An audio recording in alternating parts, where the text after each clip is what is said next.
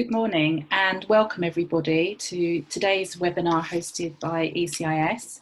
ECIS is the Educational Collaborative of International Schools, established for 55 years as a not-for-profit organisation.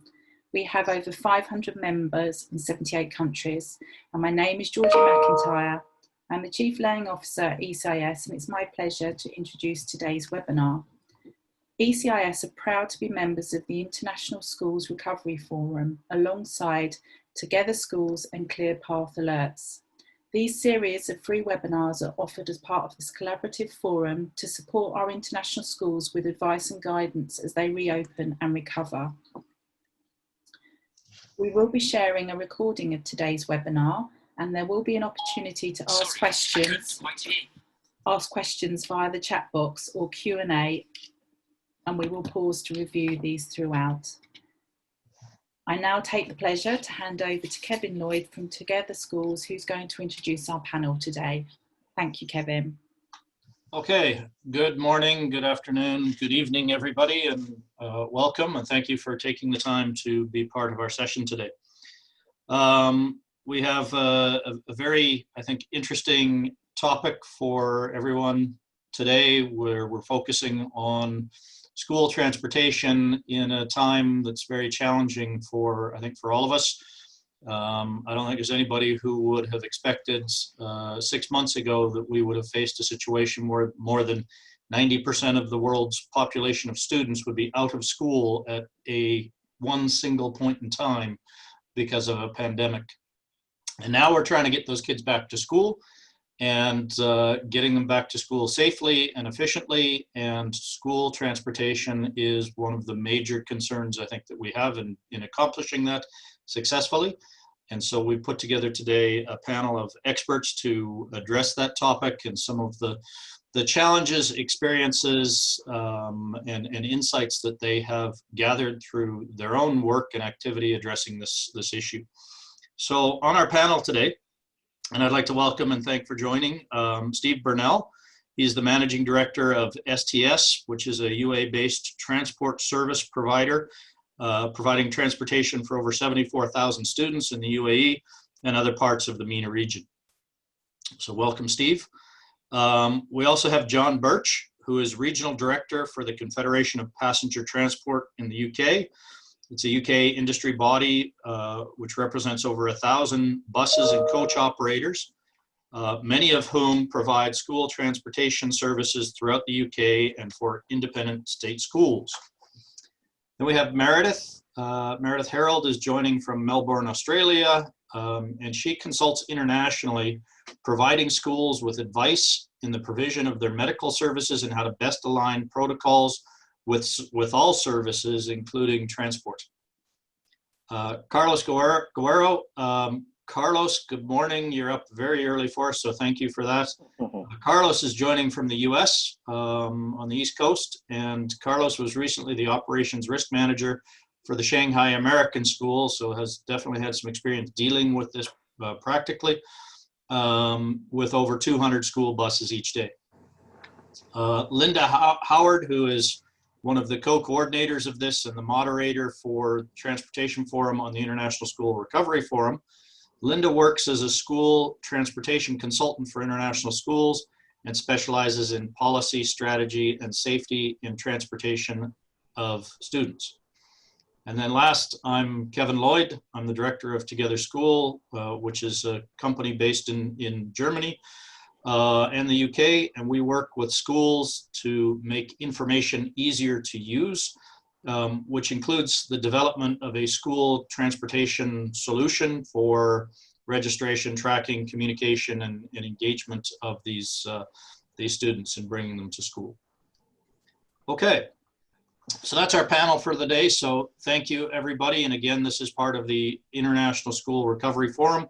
And you can see the link to the forum there, which is a free resource for international schools. Okay. So today we're going to go through basically three topic areas that we want to focus our conversations on. We'll break it up into chunks and we'll separate those by some questions. So as we go through, If you have questions, please put them in the Q&A on the platform here, and we'll address them at the end of each one. Questions, if we have too many questions that aren't addressed, then we will address them on the recovery forum later on. So the three areas that we're going to go through are safety measures and new protocols, alignment of rules and regulations, government and school, and then the importance of education and communication of protocols to ensure compliance. So those will be the three areas we're going to focus on, and let's start with the safety measures and new protocols. So basically what we are dealing with right now in the world is obviously an evolving situation where the challenges that both schools and school bus companies, operators, everybody involved in that process have had to deal with, and a lot of now procedures have become standardized or adopted internationally to some extent. And these are in the areas of things like cleaning protocols for buses, you know, things like deep cleaning and cleaning of high touch points and so on. The wearing of masks, the use of hand sanitizer, the arranged seating, you know, prearranged seating or social distancing on the buses itself, measures for boarding and leaving of the buses, the registration of students getting on and off the bus to facilitate tracking, and doing that in a way that protects staff and doing it in a way that it's contactless. Social distancing at bus stops, reduction in capacity utilization, and then temperature screening. So these are some of the kinds of new protocols, new things that we're dealing with. And these have had impacts on the businesses, on the schools, in working with these things. And so I'd like to just open this up, and I'm going to stop sharing my screen here so we can see the presenters in a better way. Hopefully everybody can see now. So Steve and Carlos, for starting here, from an operations perspective, these protocols and new things that we're dealing with, what have you seen to be most effective with those from an operations perspective, or what might have been done better, for example, in your minds? Steve, maybe we could start with you. Thank you, Kevin. Good morning, good afternoon, good evening, depending on where you are in the world at the moment. I'd just like to start by saying, before I dive into that, Kevin, that, you know, the word unprecedented has been used many times, but I don't really think there's a better way to explain, you know, the impact that this has had across the globe, certainly in terms of the impact on our sector with our students, schools, and obviously our transportation business. The key to ensuring that any new protocols that come out is communication. We got out of the blocks quite quickly. We're quite lucky that, you know, we have a fleet of just under 3,000 school buses in the UAE, and it's a very robust business. So a lot of the systematic requirements around cleaning, sanitisation, student welfare are already there as a framework. So what we were able to do was build upon working with the local regulators and the school community on what was the right thing to do around face masks, temperature check-in, social distancing on buses. How do we communicate out to the parent environment?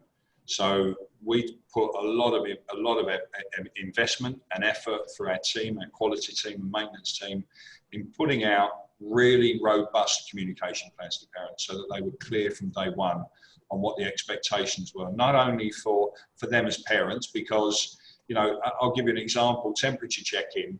I don't think there's any parent that would just send their child from home and expect the bus operator or the school to take full responsibility for ensuring the welfare of their child. So parents will do temperature checking before children leave home. So we put a full pack together around the hygiene factors around the personal protective equipment, on what our employees have been trained to do, how our buses were going to be provided, and the systems that were going to be in place. And that is a really good foundation. So communication with the education community, with the regulators, with parents, and then using social media as well as a platform to ensure that we're getting the right messages out there. What that then does is creates the right level of assurance so people can see what you're doing and how you're doing it. And obviously be open and transparent and able for parents to communicate and schools to communicate with as well to confirm what the position is. Yeah, and I will add, Kevin, that as Steve said, although we're talking about change, and as we go through this discussion, we'll be highlighting probably some of the more critical change. Not everything we're talking about is new. A lot of what is new is how we're doing it, how we're implementing it, and often the speed at which we have to implement these things now. Communication is definitely key. That's one of the reasons we have a full section around that at the end. But just a lot of our normal operations really do have to change to be successful, to meet the new requirements, the new partnerships as well that we have with parents now, things that we have to take advantage of, that we have to operate around and make sure that we have those new relationships as good partners with parents, with school administrations, because you can't be successful without understanding that some of those things have changed and realizing how they've changed and being able to change our operations to take advantage of those things. Okay, great. So thanks, Carlos. In obviously, and I think perhaps a lot of people may have quite a bit of interest in the experience that you've had in China, because China has been through some of these things before. The school that you have been at, I'm sure, has been maybe one of the more prepared schools out there for what happens if and when this comes about, because you've had real experience. Is there certain things that, maybe 2 or 3 of these protocols, cleaning or mask usage or the temperature checking that was mentioned, things like that, are there any of these that you really saw as super important and you do implement on a regular basis? I think the temperature checks was probably one of the key things to learn to implement. Where that gets implemented is really important. You have people that most likely are going to have people that are not medical, that don't have a medical background being your first, level of your first checkpoint. So how that works, ends up being the details around that. Ends up being really important. And it ends up changing, right? One of the first things that we saw, we opened up in May, and within the first 2 weeks, we saw so much change to how we opened up on day 1. Part of that was the government, how they adapted to things that they were seeing as schools opened up and they made changes, as well as how we implemented our changes based on the communication that was necessary, how we had to communicate to parents in a much quicker way, and those sort of things. And I'm sure everybody's case is going to be a little bit different based on some of those factors, but you really have to be ready for all that level of change that's coming, because even the regulations changed on us during, the first 2 weeks of reopening. Yeah, I can imagine. So change and communication sound like quite important things here, and I think we're going to touch more on both of those points in the next 2 sections. But certainly sounds like it was a challenge, but like you were prepared. You did bring up the medical competency, and that maybe points towards Meredith. Then, in terms of these protocols and stuff, what would you perhaps recommend, or from your perspective, what is it of these kinds of things that people should consider or should be aware of, like Carlos mentioned? Good evening, everyone. Morning and afternoon. Look, for me, it's really important to make sure a lot of your schools will have medical services. And if they don't have the medical services, they'll probably have a first aid facilities. I think it's really important for everyone to be on the same page and have that relationship. If you do have nurses within your schools, making sure they're aware of your processes and protocols, and they can support and help you with some of this training. They are part of your school community, and this will bring your school community together. In addition, it shows your parents that it's a cohesive approach. So I feel very strongly that you're working closely with the schools, and I do think your medical staff. History shows us that probably the nurses within the school haven't been given that promotion, and I think it's an underutilised resource. And they could be very supportive to enhancing and supporting this whole process. So I do think that transparency and that cohesion is really important. Yeah. And I think that's an excellent point. In a lot of the discussions we've had with the schools and stuff, and through other sessions like this, one of the things that we've really come to understand is the confidence that you need to instill upon your community is very important in bringing those students back. And the communication, the coordination, the visibility of processes and procedures, the clarity of that stuff is very important in getting that confidence that you need to have. So I think that's a very good points. John, with your involvement with a variety of different companies and stuff throughout the UK, how are you seeing these actually impacting these protocols and procedures that they need to adopt, impacting companies in just a couple of minutes? It's a mess, if I'm honest. For those of you who don't know, the UK has a very diverse provision for school transport. We have a mixture of state schools, private schools. We have bus and coach operators, and to many of you, the difference between bus and coach might not mean a lot, but it does here. They have specific legal definitions that have rise to different legislation. We have dedicated services, in other words, yellow school bus services, if you like, the sort of operations you're probably used to in some of your locations. But we also have large numbers of young people travelling to and from education establishments on the public network. And we have entitled and non-entitled students, because our education legislation has for many years made the provision for certain age groups free of charge, whereas others have to pay something for their transport. And we have the difference between corporate transport bodies and SMEs that are often family owned. And where I'm based, I'm talking to you from rural southwest England, where many of those operators are small, long established family operators that intertwine their business with other things. So it's quite a diverse operation here in the UK. Now, in terms of, you asked me about how some of these new procedures have impacted on operators. First of all, it sounds like a simple one, but the cleaning regimes that we've all ended up adopting, I think, pretty much across the board here.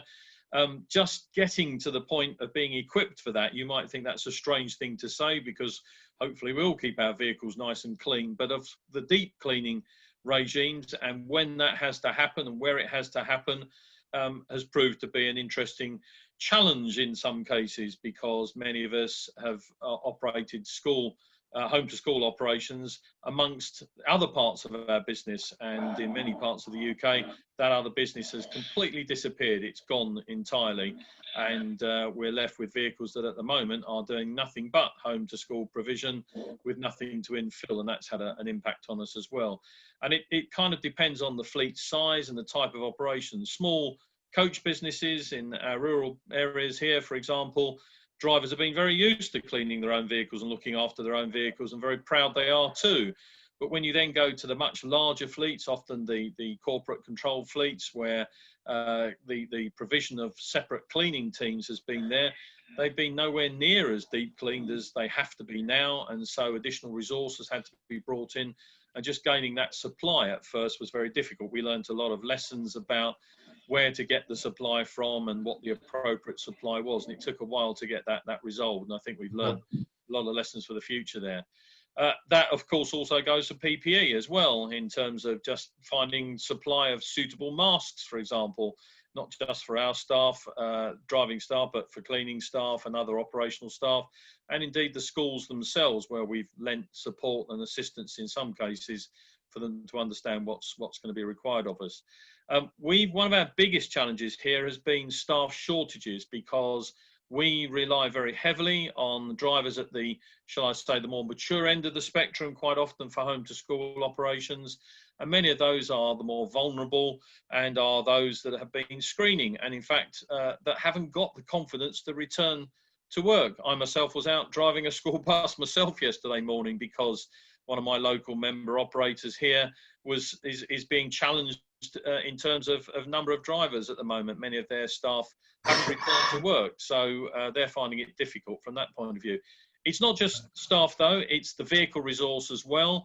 And here in the UK, because of the social distancing rules, which I think we'll probably come to a bit later on, which have been messy and complicated, they haven't been easy to understand because of the way that we have devolved governments here, and each has had its own idea about that. It's meant that we've had to, in many cases, duplicate and separate young people from other members of the public travelling on our services, and that's meant we've had to have additional vehicles, Okay. which means additional staff. So it's a resource that we struggle with. Okay. Sorry, go on. Yeah, just time-wise, I think we need to move on to the next section now. But what it sounds like to me from what I'm hearing is that we need to be considering that there is increased processes and workload on the operators, different ways depending on the size. There's an increased requirement in terms of resources, and whether that's the vehicles, whether it's drivers and things like that. There may not be the availability that schools need to have when they need them. And there's financial considerations and things like that that they all need to be aware of. And these are things that schools need to, because I know that in a lot of cases, the transportation is often one of the last things that schools consider when it comes to, you know, this whole reopening thing. It's like, let's make a plan, and then we'll go talk to the transportation guys about it and just get them to execute. There are a lot of these considerations, I think, that John, that you brought up here, that schools need to understand. So with that, I'd like to pause here for a second. Linda, if we have some questions. I have one question, which I think is important, and I'll feed in some of the survey results into that question. Where should the temperature checks be taken? And is it sensible to make this the responsibility of the bus driver? Keeping in mind that some locations don't have bus monitors on them, some just have bus drivers. And just as an aside, the survey replies we did receive indicated 80% of the respondents are temperature checking at the front gate, and only 20% at the moment are checking at the school bus store. But I think that's an interesting question to answer in terms of the reliability of the temperature checks, and by staff who are not necessarily trained. So can open that up to Steve, I think, because he has some experience with that. Yeah, more than happy to respond to that. At the very beginning, when the new protocols were issued around student temperature checks, but also remember it's the staff, so it's either the bus guardian, it's the driver, it's our maintenance staff as well, and everybody in that bubble at the school, if you like, needs to be checked as well daily. We did a proof of concept around 5 different NCITs, which is a non-contact infrared thermometer, because the protocols are stating that as the child student, as the bus arrives, the student is checked before they board the bus, because the bus is the safety zone.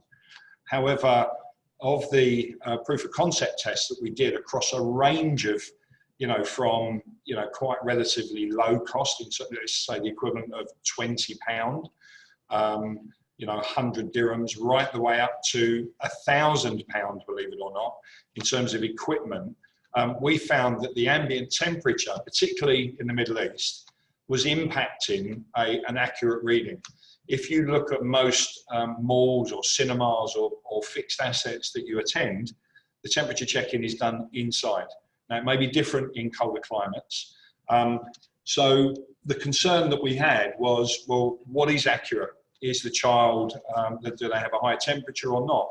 Now, again, we're not the first line of,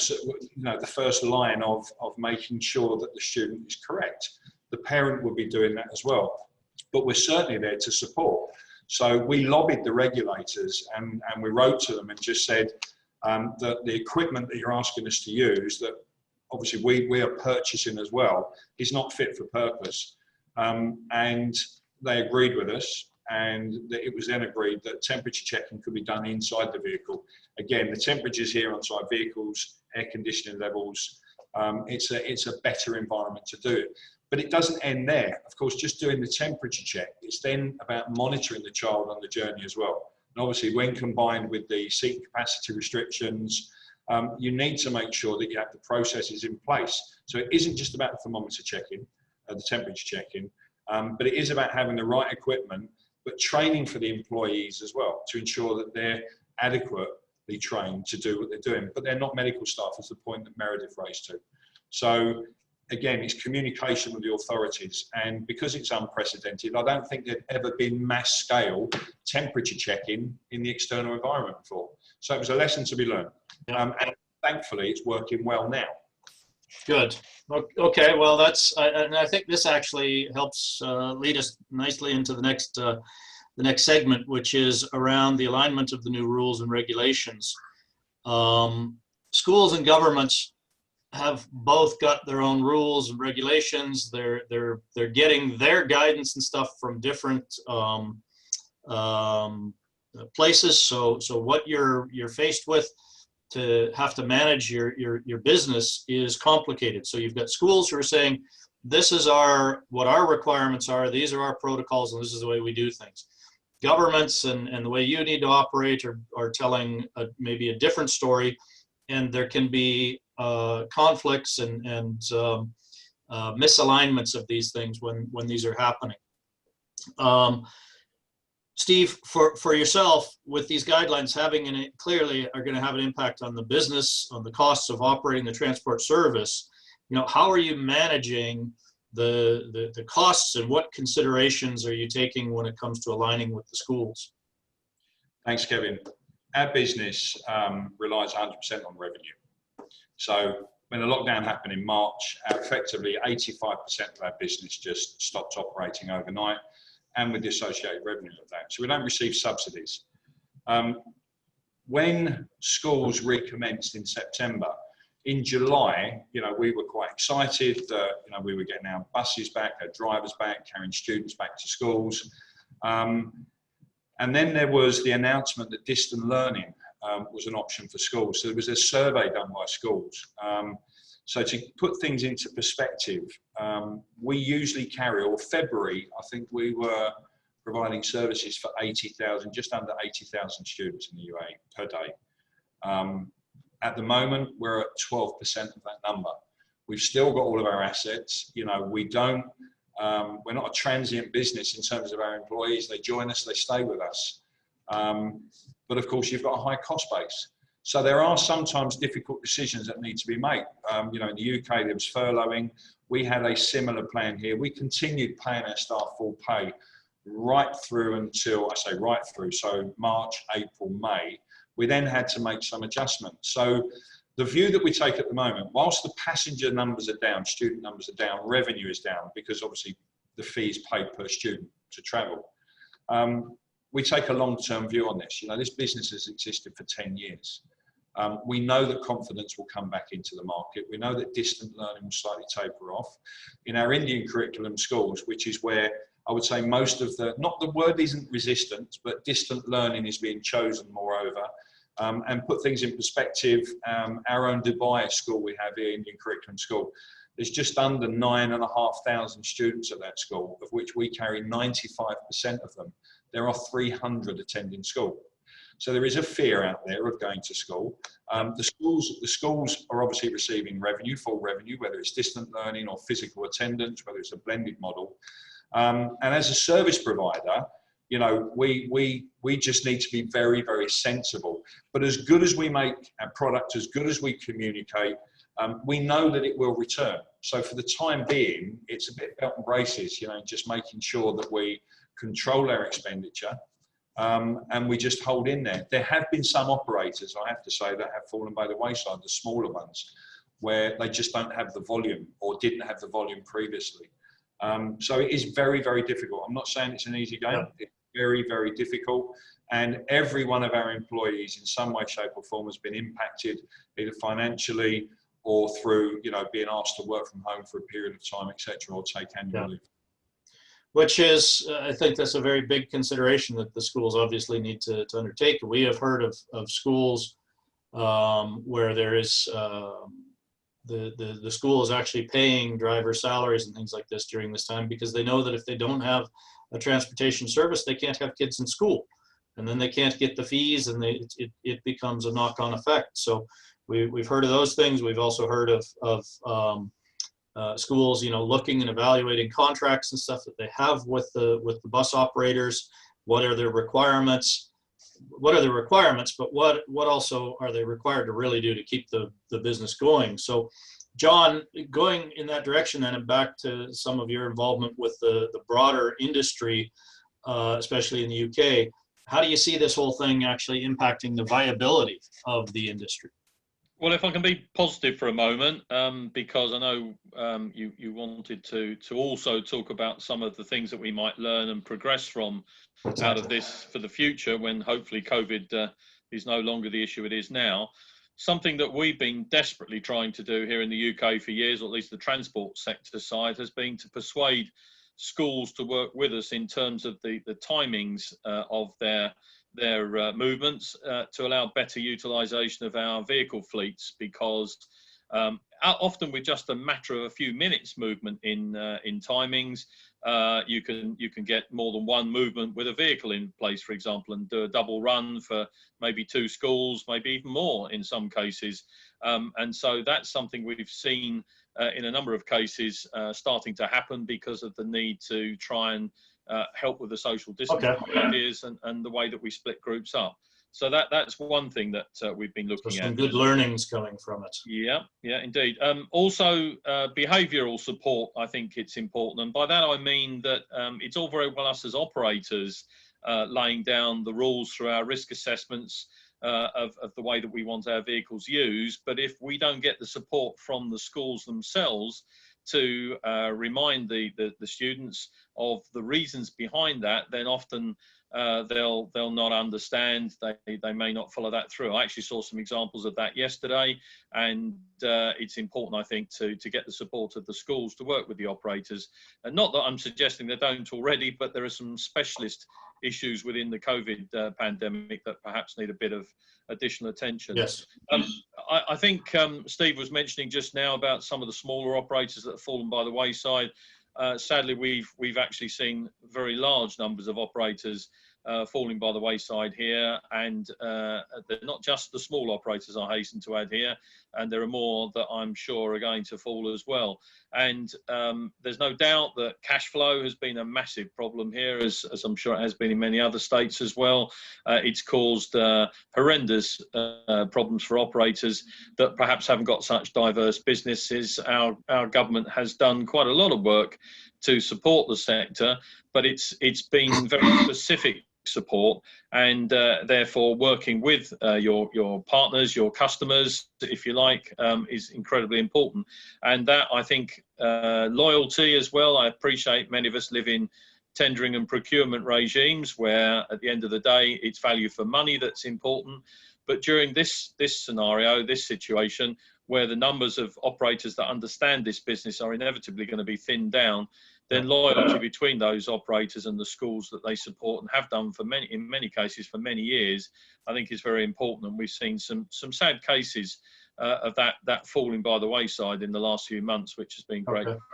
And if I could just finally just to say that one of our big problems here is that because everything else has dried up because of the inter-school run activity having dried up, schools not having the confidence to undertake other kinds of movements, whether that's to sporting activities or to educational centres, then the cost of the home to school run itself, our overheads have been no longer spread over such a wide variety of work, and it's meant that the home to school run has become far more expensive. We've had to revisit driving and staff contracts, for example. So some difficult times, I think. I think I'll leave it there, Kevin. Okay. Thank you. Yeah. Yeah, no, that's good insights also and information for the schools. So Steve, you had already mentioned about how you were influenced and were successful in dealing with the devices for temperature checking and where you could do the temperature checking. So I think that was good insight in terms of how you're able to influence that. Carlos, can you give perhaps an example where at Shanghai American School you were maybe even related to the school itself, involved in the processes, regulations, and stuff that you had to follow? Sure. And do you want that specific to the temperature checks or just a little more No, general? what, you know, just a general example of to give people the idea of, you know, what it is you as a transport operator or transport manager at the school can do to help align with processes and regulations. Got it. Yeah.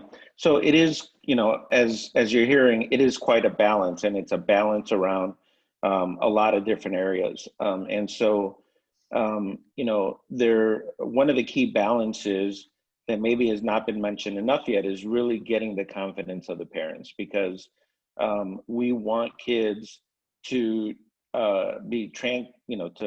arrive to school safely and on buses. Often in many of our areas, the buses are probably the safest way for the kids to get to school. And it's really important that in communicating all the processes, all the changes that we have, that all that adds up to communication to the school, to the government, to the parents, that we have a very safe mode of transportation. And it really is all those things. The government is going to come and do inspections and make sure that you're following the minimum letter that they have set. But there's often a lot more to that.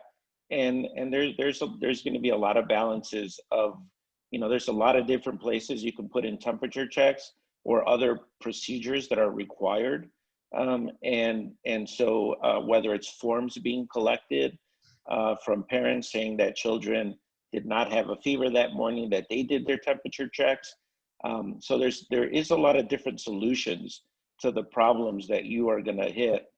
And, you know, each member, each community, you know, could have slightly different, you know, factors in how those get determined. But in the end, it has to be well communicated to give everybody the confidence that we are running these things in a very safe manner. And so that they do choose to use the transportation that's being offered because they do have that confidence. Yeah. Okay. And we're going to get to that discussion about communication, confidence, and that sort of stuff in the next section. So great for that. The thing that I think is clear also is that you in your role kind of act as the buffer between the outside regulations that the buses have to deal with and how those students then move through from the buses into the school and align then with the school regulations. So sounds like you kind of play a little bit of that role now. Okay, then Meredith, just a question for you then in terms of all of this. Where would you see as, you know, some main areas when it comes to aligning on the regulations and rules that schools need to really pay attention to from a medical perspective? Look, I think again, that alignment is so important. And I think it really imperative that everybody is on the same page. Temperature checking at home is your first point, you know, and that has to be part of the agreement with parents. That has to be your first point. I do agree within different environments that we are in, you're looking at in the Middle East with very high temperatures, and it does become then really difficult with trying to assess children on buses. And it is very much how that process is done and an equipment that's used. And it would have to be standard equipment. And I think what's been done in the Middle East there with assessing the equipment has been, you know, that's a very important point, because you can buy a thermal scanner and it will give you a totally different temperature to the next. So having good quality equipment that has been approved and agreed is appropriate, but having that relationship with the schools. Now, most schools are doing temperature checks on arrival. And then having your processes of how those children are managed if they do have temperatures when they arrive at school, or what's your processes of if a child gets on that bus and has a temperature, how are you managing that? Being transparent in that information as well. Because yes, it's very, very good to say this is what we're doing to make sure children are safe, but this is what we will also do if we find a child who is unwell. Yeah. So that is another very important area that you can reassure parents, right? If your child is unwell, this is the process. And you would building that, again, relationship with both the school and the parents. Because once you have a child on a bus with a fever, then what are you going to do with those other children? And I think that's all of it. And I think that's a very good point. You know, what do you do with the child on the bus? But then what do you do when you get to the school? So, and I think this is where we're going to lead now into the next section also, which is about the whole communication and understanding of the protocols and stuff. But what you're highlighting here also is back to the alignment on the regulations. You know, you have a process, you have a plan for what the bus says about a child who has a temperature. That needs to line up with what the school is going to do, because otherwise you're just going to end up with confused parents, conflict, and bigger issues. So thank you for that part. And I think we want to stop here again now before we move into the last section and see if there were more questions, Linda, for you to raise. Linda, I think you're muted. I was muted. Yes, sorry. Yes, there's no question, but I'd like to raise something from the survey again. Some schools are operating under bubbles. I think most schools are. Some aren't, in fact. But the challenge on actually loading onto the school bus has been raised. If the children are in bubbles in the school, that means that are they going to be in bubbles on the school bus? That raises the question about who monitors where they're sitting if it's not assigned seating, especially if you only have a bus driver on board. And it's not just the loading them, because I think a lot of schools are tending to load by bus stops, so there's little interaction as possible when they're coming in and out of the bus with other students. But the difficulty is when they're disembarking, because not all schools have the location or the geographic ability to, when they disembark, if by bubble, that they can actually congregate by bubble and then go into school by bubble. So what are some of the operators maybe seeing is how they're handling that, how the schools dealing with it, what advice can we give from possibly Meredith and Steve, because I know you've been handling some of this as well. But it's a matter of, is it practical to actually have them load and sit by bubble? And is it practical to assume that when they disembark, that they're going to be disembarking by bubble? My view, as low as reasonably practicable, we can do as much as we can in creating that safety bubble, an overused word, safety corridor. I know it's been used a lot in the UK for travel in and out of the UK. If you take a bus that is dedicated to the school, and I have to say, of the 80 schools that we deliver to, they're doing a fantastic job as well. So we're effectively an extension of what they're doing just for the journey home. So if you take that school bus, it's a dedicated vehicle for the same students that go to school and come home every day. We're in a fortunate position that we don't have drivers then going out and doing local bus journey routes or private hire as they would do, as John mentioned, in the UK. So these are dedicated vehicles, regulated, very similar to buses, school buses in America, bright yellow, school bus signs, etc. And a lot of technology on the vehicles, and I know we'll cover that in a minute. So if you take students that are that are dedicated to a particular vehicle, they do sit in the same seats every day. They travel to school. The bus is disinfected. We use fogging machines as well on the vehicles and touch points, to clean the vehicle down after every trip. And then those same students are in the bubble in the school. Now, of course, there will be some mixing, but the capacities at the moment are very, very low. And obviously schooling capacities in terms of classroom attendance have been significantly reduced as well. They're the same students that then go home on the same bus with the same driver and the same bus guardian, all within that school ecosystem, in that bubble at the school as well. So as low as reasonably practicable, I think, is the words that you would use to describe how you can mitigate. What we can't control is what happens from the bus to the residents. Now, 85% of students, we actually drop door to door at the residence. We do have some common pickup points on journeys. So you don't have congregations of students standing at bus stops with strangers, or, you know, just it's then in residential areas that are normally gated communities, etc. So we can't manage the risk from the bus stop to home or from home to the bus stop. But I think we have to be sensible here. There is a need for people to travel. Public transportation is being utilised here. Taxis are being utilised, Careem and Uber. So I think we're doing as much as we can to ensure students that are boarding a vehicle, that are going to school and coming home once they've been at school, are in a safe environment, as low as reasonably practicable. Steve, I'd agree with you, as low as reasonably practicable. And I think that's something that we have to think clearly about, because I think you can actually really overthink this, and you can get yourself into a very tight and unreasonable situation. You're trying to ensure that the children are in the safest environment they can. I think you've got a door-to-door process. It's when the children are congregating at bus stops is probably a little bit more difficult.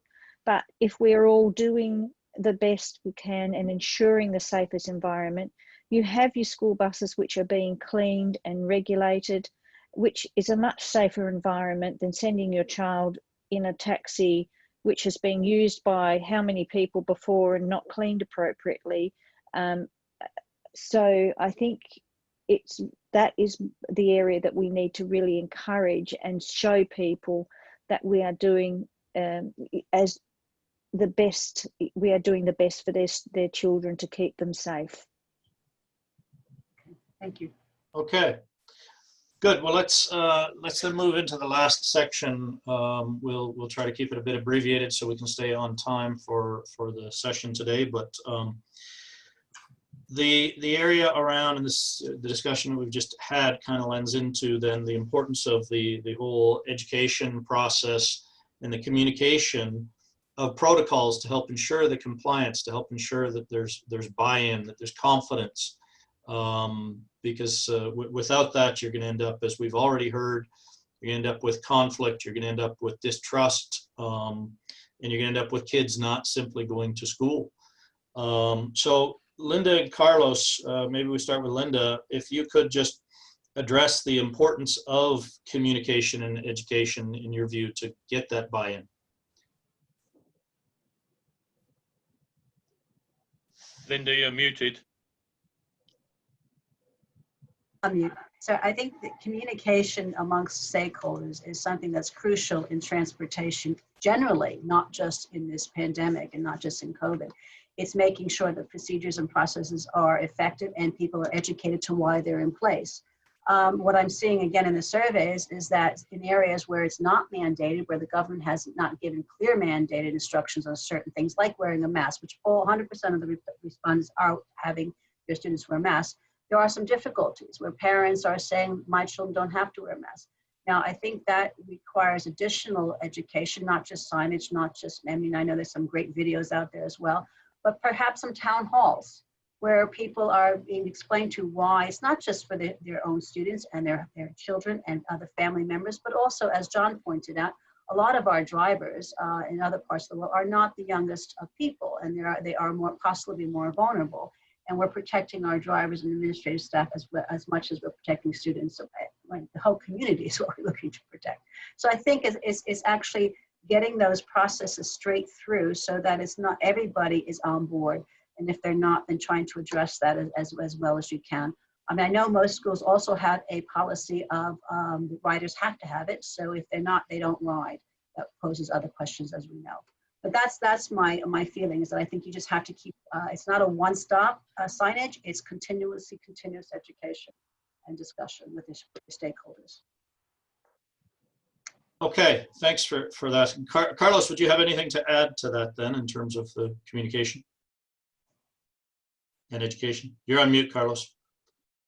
Something that I think has not been mentioned is one of the new things that we see is the speed of communication has to come out, and often the frequency are two things that are going to change.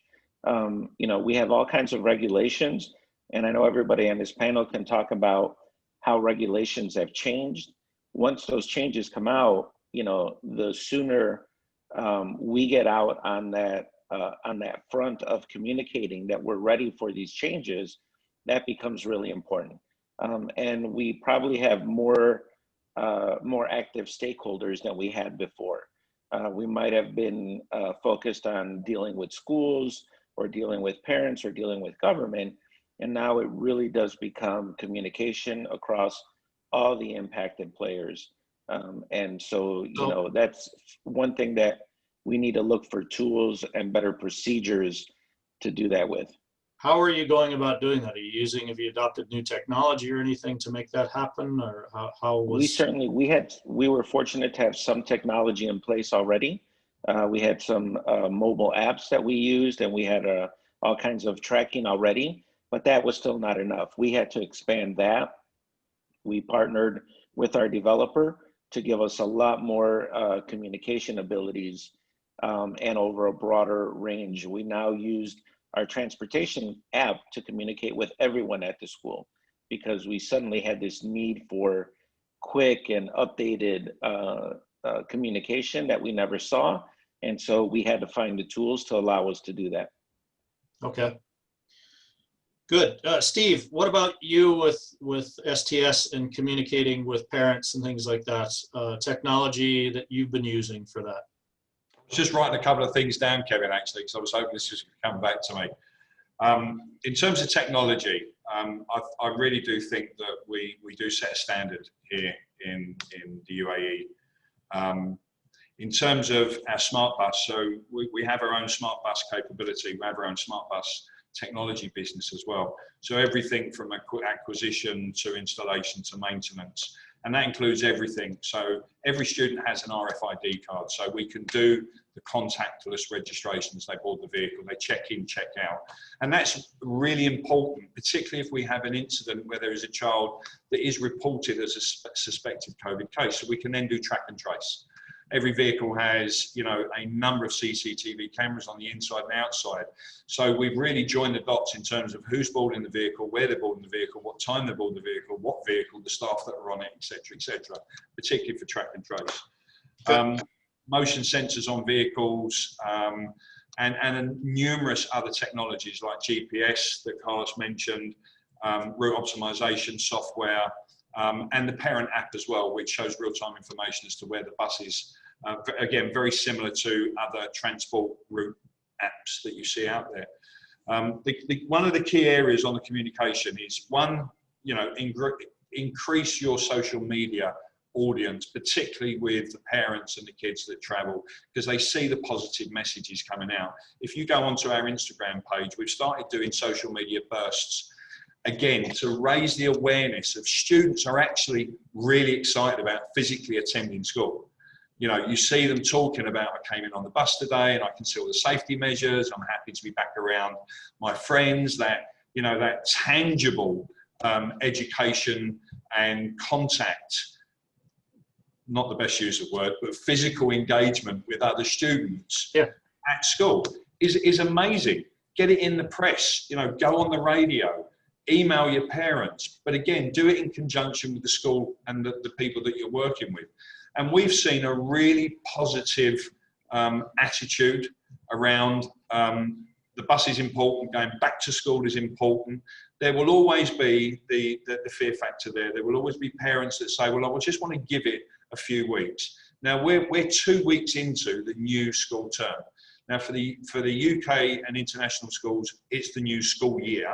And for the Asian schools, it's term 2, start of term 2.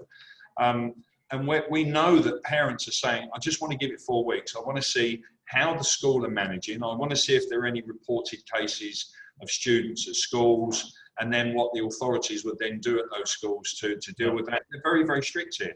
So I think the confidence is there. The government are sending out very, very strong messages as well around, you know, about being resilient, but being safe, but also reminding people of their responsibilities. We don't have, and I've never seen a student yet traveling on our vehicles, because we go out, we inspect the schools, we look at the buses with our quality team, students that are not using hand sanitizer. We don't provide hand sanitizer, but the majority of students have got their own little sanitizer in the pocket. They're wearing their mask. They're just happy to be able to go back to school. Okay, well, good. Thank you for that. And I think that needs to kind of be the last word from the panel today. Linda, do you maybe have 30 seconds that you just want to say a last word from yourself?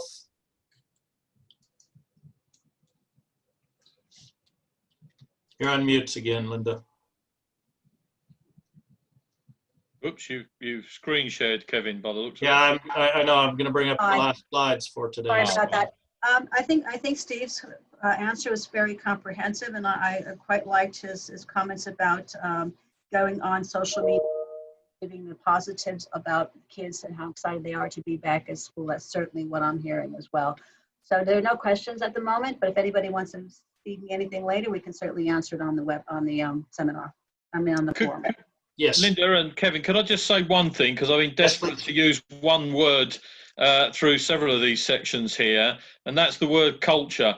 It's a matter of culture, I've found, and Linda knows that even well outside the COVID pandemic, one of the things that I've seen the difference between other sectors, for example, in the US with the yellow school bus model and the UK here, is the culture. Having worked with international school movements here in the UK and seeing the difference between that and their own homebred school runs, it's about the culture. It's about getting the youngsters aware of what they should and the impacts of what they shouldn't do on board vehicles.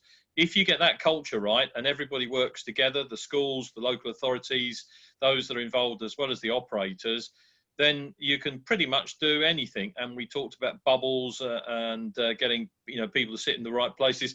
I couldn't have even dreamt of trying to get my kids yesterday into the right places on my vehicle because I was too busy worrying about manoeuvring the vehicle and getting it where I had to go and following a timetable. And I feel for any driver. So the culture is really important. If you can get the culture right and get them to understand what they need to do, then pretty much I find they'll do whatever you want them to do, but it's getting there in the first place. So sorry, I just wanted to say that. I think it's good to help us wrap up, but it kind of brings together a lot of this stuff in terms of the communication, the buy-in, the trust. These are things that we need to get from the or through the community in order to get the kids back safely.